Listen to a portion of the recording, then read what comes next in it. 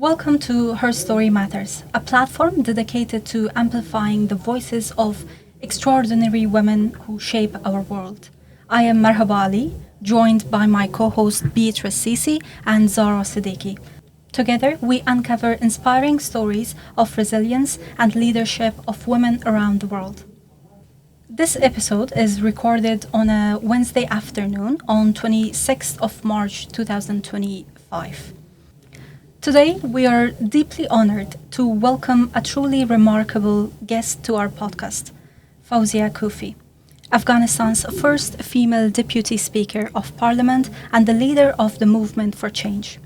Fawzia has spent decades fearlessly advocating for the rights of Afghan women and girls, often at the great personal risks. Her journey from growing up in a deeply patriarchal society to becoming one of the country's most influential political figure is nothing less than extraordinary. She has been a negotiator in peace talks, a survivor of multiple assassination attempts, and a relentless voice speaking out against injustice. Fawzia Koofi is with us today because her story matters, not just to Afghanistan, but to the world. We are very grateful and humbled to have you, Ms. Koofi, here today in our podcast. Thank you for having me. It's so good to be in the company of the three young, amazing women. Thank you so much, and welcome you guys as well. Thank you. So, Mrs. Koofi, let's talk about the fact that you were the first woman in your family to pursue an education, and that education was unfortunately cut short after the Taliban came into power once more in 1996. What was the process of convincing your family to allow you to pursue an education as a woman in Afghanistan? And what did you feel when, after going through that was still cut short because of the change in government? My family allowed me to go to school partly because the circumstances changed. We were initially living in a village when my father was alive and he was a member of parliament. He established a school in our village for female students. But he didn't allow his own daughters to go to school because he thought he would lose the votes of conservative part of the society. When he was killed, I was 3.5 years old on a peace mission. He was killed on a peace mission. Then we had to flee because our houses were looted by different warring parties. My mother was beaten up. So we flee to the village, to the city, basically to the town center of my province, Badakhshan, where then the circumstances were different. There were more girls going to school. So then my mother allowed me or encouraged me to go to school. My mother was not an educated woman, but she not only allowed me to go to school, or encouraged me actually, but she was always, by my side when my brothers were telling me not to go to school because sometimes they were like, as long as you can read and write, that's fine, you should stop going to school. And then my mother was, no, my daughter will become a doctor. She always wanted me to be a doctor until the Taliban came and everything stopped. How did you change from a career into medicine to decide ultimately that you wanted to pursue a career in politics? This was a respected job for any woman to be. So yeah, I managed to get the top score of university and go to medical college, but the Taliban banned medical studies for women. I was in my second year. After the fall of Taliban, of course it was not possible anymore for me to continue another 6 years of medical studies. So then I decided to change to law and political science. I never wanted to be a politician because although my father was a member of parliament, I come from a political family, but I never wanted to be. But I think because in 2002, probably you remember 2001 when, the 11th September attack happened, and then in 2002, women could get back to the work, life, freedom and liberty. Women could go to politics, etc. So we had parliamentary elections coming up in 2005. And according to our constitution, there was a quota, a parliamentary quota for women to be in the parliament. So out of total number of parliamentarians, 25% should have been women.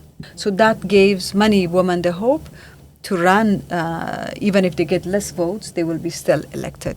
So I decided to go for that. Of course, it was a very difficult process. I needed to convince my family members. But I was not elected based on quota. I was elected based on general seat, which was a good thing. Yeah. It's so interesting that you had that aspiration to go into human rights so early on. Is there anything that prompted that necessarily? What did you wish to accomplish once you went into parliament?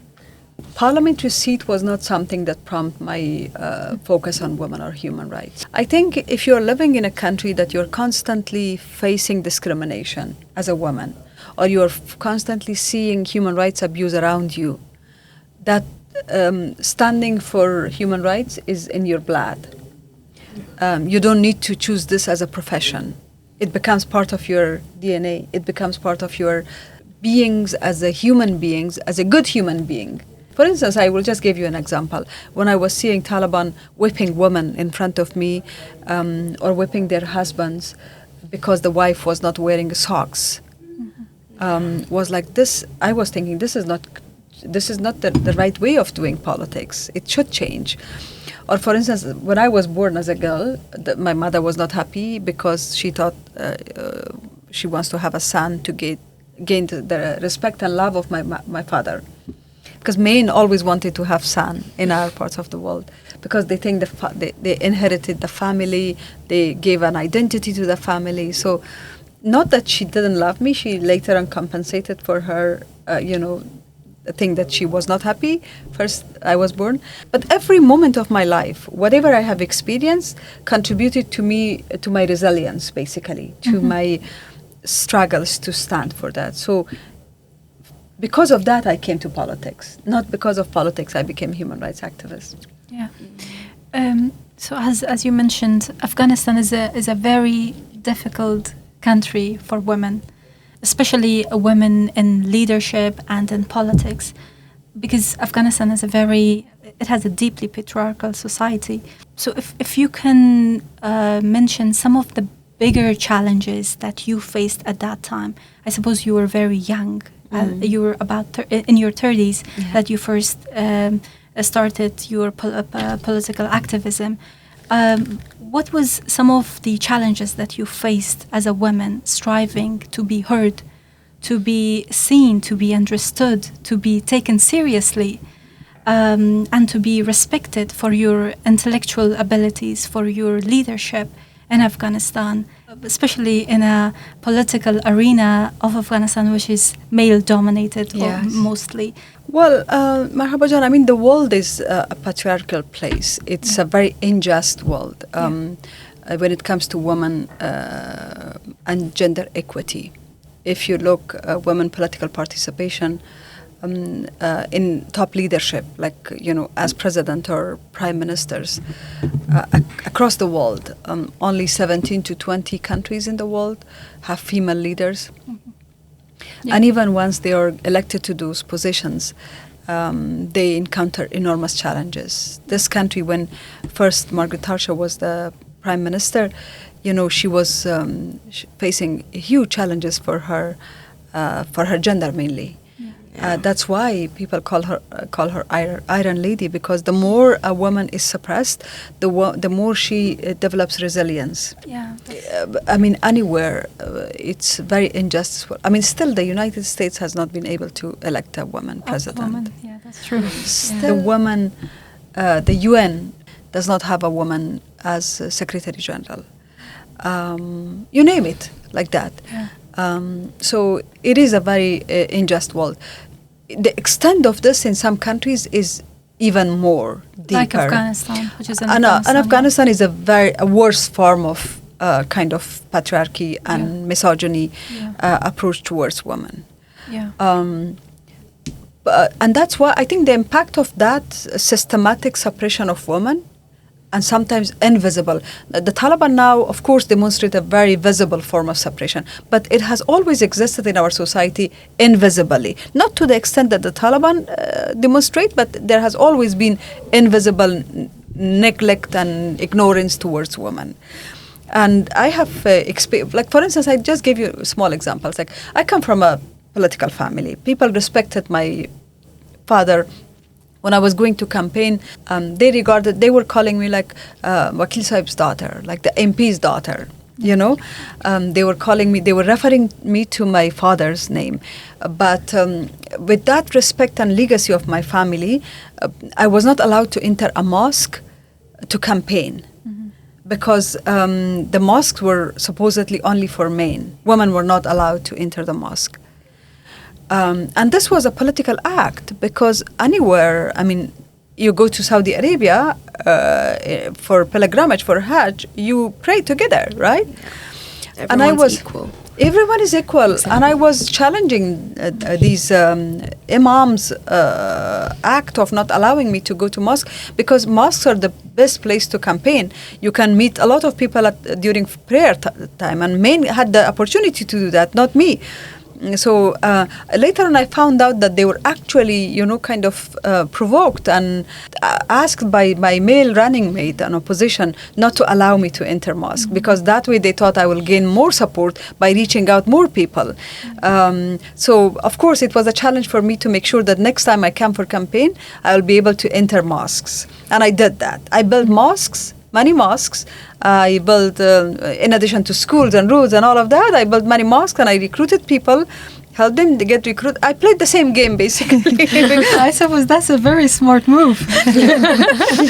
I built mosques because these people would not allow me to enter mosques, and I built actually very big mosques to then be able to use it. But basic things, like for instance, although I was a vice president of the parliament, and it was the highest level of position for a woman in Afghanistan to be in our history. But when we were speaking, as a woman, the microphone would have been the time that was given to a woman, the time slot, was less than the time slot that was given to a man. If a man leader, supposedly, the big leaders, could speak for 10 minutes, nobody will cut the microphone. But a woman they wanted to, the leadership, they wanted to cut the mic. And so the woman always had that fear of my mic will be cut, so she would lose what she wanted to say. It requires a lot of courage to face those daily based challenges that is not tangible, but these are real, and a lot of women across the world face those invisible suppression, I would say. I saw that you mentioned even the Taliban is afraid of the voices of women. Yes. And they use kind of women's rights as a bargaining chip. And I think maybe part of the reason that Afghanistan is so vocal about their discrimination against women is to use that bargaining chip against the international community. I don't know if you That's true. agree with that, but I think I wanted to ask, what do you think, if there even is a concrete answer to that, what do you think they're afraid of? They're afraid of voices of women, but Why? exactly why? Well, first of all, when the Taliban first came to power, they used women rights to show that they are more Muslim than anybody else, and that way gain, the young boys, brainwash them, gain the support, and recruit more people among the young boys. Because if you're young and if you don't have a cause, anybody who will present an attractive and new cause, you will believe it and go to that. So they brainwashed a lot of people, and it became their brand. Suppression of women became their brand. Now, the whole existence of Taliban is about suppression of women. The moment they open up, they will be dissolved as a group. Mm-hmm. Their ideology will be challenged. Their ideology will be dissolved in the society. So this is one thing. The second is, of course, traditionally, they have only seen their mothers and, their female members of the family limited to kitchen and cooking and raising kids, which is a holy job to do. A lot of women actually do multitasking. They do take care of the children, cook, but also do job as career. But the perspective is they have seen only women as that. The moment women become strong in career or education, they see that their power will be distributed. Somebody else will. So it's a power issue. It's not even a religious issue. It's a matter of power, existence about them. And now you're right, they're using that as a bargaining chip. So the moment they see that the international community is ignore them or not take them serious, they add another edict to already 100 edicts that they have, more than 100 edicts, they have to limit women rights. Do you think that the Taliban use religion to kind of approve what they're doing in the eyes of like other countries? The world. Yeah. Absolutely. And they don't have a base for what they say and what they do. They don't have an Islamic base. Look, education, for instance. They ban women from going to school, while not only the verses of Quran, our religion, but also like hadiths, several hadiths, the Prophet's statements says you need to learn from the cradle to grave. Yeah. All men and women. Yeah. That's why I said we need to have Muslim women, scholars, to interpret Islamic books or any other religion, because all these books are interpreted for us by men. So when you ask them, for instance, and you know that we sometimes debate also publicly with them on TVs and media, and we tell them that, show me somewhere, refer your acts to Islam, put it in Islam. They can't. Recently they said the woman cannot speak in the public. The voice of woman is regarded as intimacy. Because we're living in 21st century. If you look at many Muslim countries, they have female leaders. If you look at their education portion in the society, more women in education and universities than men in many Muslim countries, including look at Saudi Arabia. They're opening up for women rights, right? UAE, Qatar, Indonesia had until recently a female prime minister. Pakistan had a female prime minister. Bangladesh as well. just a few months ago had a female prime minister. You name it. Nowhere in the world, even if we go along the same narrative of the Taliban, they enforce the Islam that the Taliban try to enforce. So it is a self-defined kind of interpretation that is rooted into power, not into religion. What are the options for women now in Afghanistan? Are they able to leave, or maybe to move somewhere else if they need to, or what are the constraints that are impeding people from doing that? So despite the fact that they have imposed all of these restrictions, they have asked women not to travel long distance, more than 60 miles without a male companion, not to go to the parks, not to go to the gyms, not to go to the beauty salons, not to go to universities, not to go to school, not to go to public bath. Despite all of that, women have demonstrated enormous resilience in the face of all of the suppression. So I think if Taliban will be defeated, which they will be defeated by women. Because one of my friends was telling me from Kabul that these women come to restaurants with a scarf on their head and their hair open. In the same restaurants that the Taliban said. And if the Taliban say anything, they will hold their phones and they say, you touch me, and we need to video record it and put it in the world so that the whole world will see. Sometimes they do touch them, but these women demonstrate enormous resilience. So they ask them not to go to the offices, but they go to the offices. Mm-hmm. And that itself is a resilience. I remember, I think this was 2023 when the first time they banned, 2022 when they banned universities. It was December 2022. They banned universities, or 23, I can't remember exactly. And because it was such a big shock for the people, the male reacted, the society reacted, it was the students reacted, professors resigned in objection to this. The male students said, we're not going to take our exam. They protested across Afghanistan.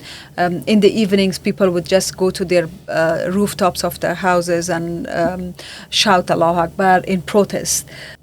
The next day, people, my colleagues, female, Kabul was basically a military city.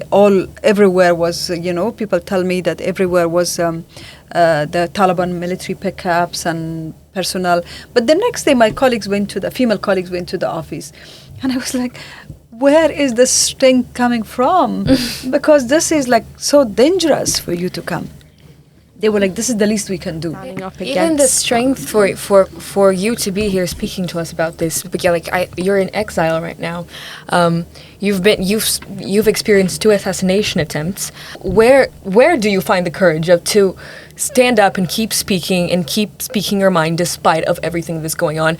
Do you have any fears? Do you wish to come back to Afghanistan? And what would be needed for you to come back? Well, yeah, the wish for me to go to Afghanistan is like an everyday wish. Every day when I wake up, I journal for myself, and I journal what crosses to my mind in that morning. And one of the things that crosses my mind is I wish I was in Afghanistan. So that wish is a daily based wish, and I hope it will come true. And I want to, in my lifetime, go to Afghanistan. That is my struggle. That is what I want to do, and that's why we have been, raising our voice and doing whatever we want to do after leaving Afghanistan, is to go back. Where do I have the strength? I think any woman, even younger generation, are much more stronger, much more courageous, and I'm inspired by their courage. They're non-stop. They're like sometimes I'm added to their WhatsApp group, and I'm like, do you guys even sleep? because it's like so I think the resilience comes from the fact that our country deserves a better leadership, and a better Afghanistan needs a better government, and it's a beautiful country, by the way. It's very beautiful, and that beauty should be represented in the way the country is governed, and women are the major part of that beauty. Do you think you'll be able to go back at some point? Absolutely. That's my plan, wish, hope, and everything I do is for that. Because, of course, it's not sustainable for Afghanistan to be ruled in the same way that the Taliban are ruling Afghanistan. So it's not sustainable. Then change is something that is unavoidable. It is coming. So I wanted to ask about gender apartheid. So I remember it was 2022 that the term gender apartheid gained prominence in Afghanistan, and especially in the media, between political leaders, between women rights activists, and I know you were one of the people who were most vocal about this issue and about the recognition of this term. I would like to know about that process. Has it been recognized yet? So, yeah, this term gender apartheid was first used by us, you're right. Yeah. Segregation of gender based on gender from any part of society is apartheid. So there is gender apartheid happening in Afghanistan. And now there are many young and, very active women leaders from Afghanistan, from across the world work on this. So they want to change the Rome's status, which recognize crimes against humanity, but not gender apartheid. So we want to make gender apartheid as equal to crimes against humanity. And why do you think the major international organizations like United Nations have been so slow in recognizing gender apartheid in Afghanistan? It's the process, because United Nations include all the member states. So any treaty or statutes needs to go for negotiation. So that treaty is now under negotiation. It's the process that takes time. Every accountability mechanism should be applied. All of these accountability mechanisms are time-consuming and very politically oriented as well. Very recently, some of the Taliban leaders' names were removed from FBI financial warrant appreciation because they were in the wanted list because of politics. Some of the Taliban leaders' names are not even in the sanction committee in the UN. When we engage with the sanction committee, they don't have the Taliban leader in the sanction committee because the sanction committee is not updated. So yes, the accountability mechanisms globally should be more responsive to protecting women's rights and the rights of minorities across the world. They are not. They are very slow, you're right. They're very slow, they're not responsive, they're very complicated. And unless you're not in that system, you don't understand where the complication comes. So that's why people get frustrated. Mm-hmm. And sometimes also a lot of politics is played. But case of Afghanistan is very straightforward. I mean, women are basically completely erased from any sphere of society. So I don't think there is any space for politics to be played. Yeah. How did you make the decision to leave Afghanistan? Was it something that was brooding over a long time, or did something happen that convinced you that it was time to leave? During 15th of August, the changes happened. The Taliban came. As I said before, the whole country wanted to leave. And my daughters also left because, of course, they were two young girls. Their security, their education was an issue. When they left, I thought, they will go somewhere and start university or education, and I will continue to stay in Afghanistan. Even if I was under house arrest, I will continue to resist from my home. Because I think being even under house arrest in my home would have given a lot of hope for women in Afghanistan that she is here, that she is with us, But I had a difficult choice between choosing motherhood and then choosing sisterhood. In this case, sisterhood with all the women of Afghanistan, and motherhood for mother of my two daughters, I'm a single mother. And they were in a camp, in a basically asylum camp, with no future of where to go, what to do. And it was a big concern for me because nobody was with them. And of course, they're my daughters already at risk. So not only security-wise, but also from a safety point of view at risk. So I had to leave. But my decision was to go for 2 weeks and settle my daughters and come back. But after leaving, everything became very complicated. On that day, on 15th of August 2021, when Taliban got near to Kabul and took Kabul, where were you? And when you heard that the president of Afghanistan fled the country, how were you feeling? And Taliban has come to the Kabul and has taken Kabul. What was your feeling at that time? So that the process was very fast. The escalation was so rapid. Yeah. The villages and provinces were falling, starting from April, falling to the Taliban, and the army and police were surrendering themselves to the Taliban. And it was quite disappointing. I was in Doha for the negotiation. When I heard, this was early July, Okay. when I heard my own province and districts fall to the Taliban. And these are my area that I actually walked in every rock and every mountain and every garden has the memory of my steps, which I did something, build a school, build a road, or, something. And I was like, how come this is possible? And so I thought I completely lost my leverage in the negotiation. If my own village is not controlled by me, so what is the point of being in the negotiation table? There is no leverage. So then I decided to go to Kabul in July, early July. And my plan was in Kabul to meet with officials from my province, with elders, and go back and hopefully retake some of the villages by mobilizing people, by supporting people, and by encouraging our police and army so that they could go and retake some of the villages. When I went to Kabul, I noticed that the situation is much more chaotic than I thought. There is no moral in political moral in Kabul level. The leaders are very divided. It's that, they call it, you can smell something, you can, it's that, we call it sixth sense. You feel, you smell something. So I tried my best to negotiate with some of the leaders from Badakhshan and from Kabul and see how we can reorganize, but it was too late. Everything was so divided.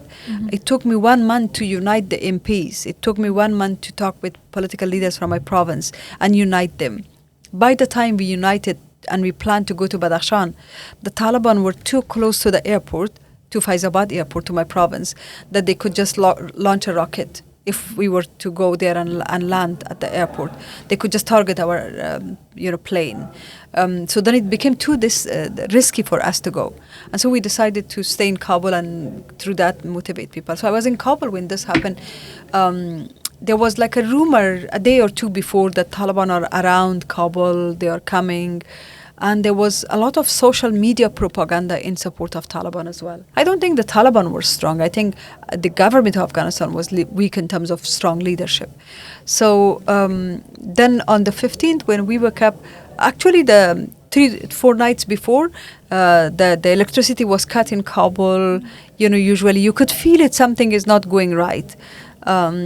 And I was going, I have a balcony in my house, which is like where I was walking usually in the evenings. So whenever I was missing my calls or, you know, trying to talk with people, this was my safe space to walk. Like it was a long walk, actually. I could just walk back and forth for hours. So I was in that balcony, and I was also recording voice messages for myself about what's happening. And I could, in those voice recordings, when I listen to them now, I can hear that I'm saying, I can see something is not right, going in wrong direction. But the 15th, when we woke up, the whole city was going to the airport. So that also created an atmosphere of paranoid, paranoid people. Even months. I used to work at British Council when I was in Afghanistan. Even months before that, they started evacuating people. So they evacuated my manager, who the top people at the British Council. They evacuated them before 15th of August because they knew such thing is happening. Wow. And we broke the news because we broke the news to most people that the president of Afghanistan has fled the country, because many people didn't know. And I received, you mentioned about the emails. Yes, I received an email that you need to take your passport and take a bottle of water and some snacks to eat, because there will be long waiting times, and then come to Baron Court, Baron Hotel. Yeah. Come to there was a hotel near the airport. Come to this hotel, and then we will evacuate you to the UK and outside Afghanistan. I think that evacuation contributed to the chaos, because people who were in the evacuation list fled to the airport. People who were not in the evacuation list went to the airport, and that fear, and people were terrified, and even our security were then demoralized. So that's why Taliban faced no resistance. And I think you told the BBC that when that happened, you didn't only lose your country, you also lost your identity. Do you still think you still feel like that now? In what sense did you lose your identity when the Taliban took over again in 2021? Yeah, that feeling of losing identity, I think even more painful than losing a geography that you belong to. Because of course, just before the 15th, we were somebody. Either we were a teacher, a doctor, a negotiator, a member of parliament. We were part of the progress of our country. We had a country that we could hold on to it.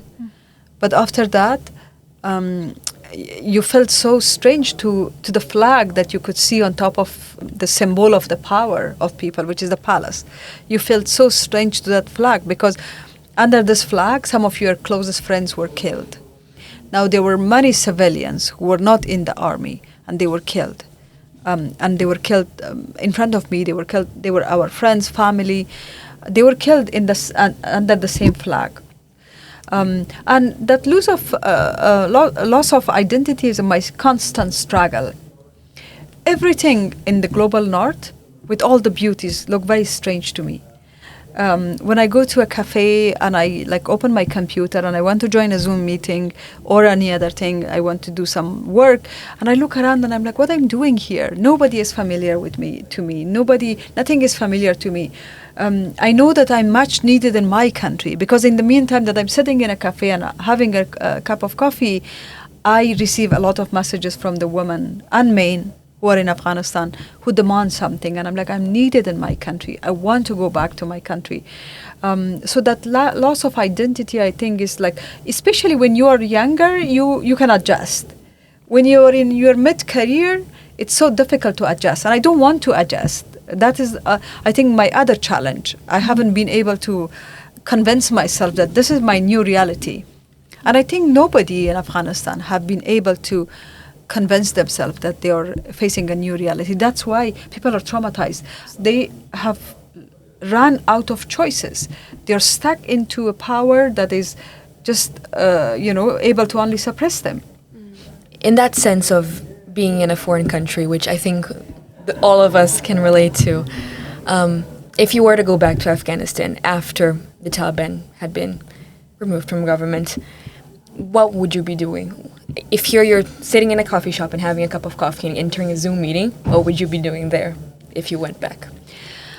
My vision for Afghanistan is not a vision that Taliban will be completely destroyed, because it's not possible, it's not realistic.